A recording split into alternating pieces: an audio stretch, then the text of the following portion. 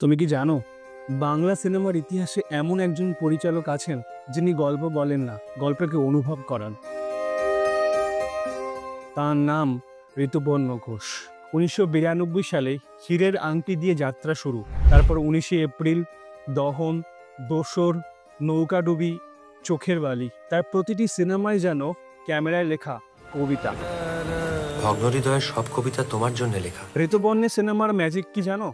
এখানে background music কম কিন্তু অনুভূতি গভীর, ডায়লগস কম কিন্তু নীরবতা অনেক শক্তিশালী। একটা ছোট জেস্চার, একটা পজ, একটা নিঃশ্বাস, এই সব কিছুই যেন ফিল্ম মেকিংয়ের পোয়েট্রি।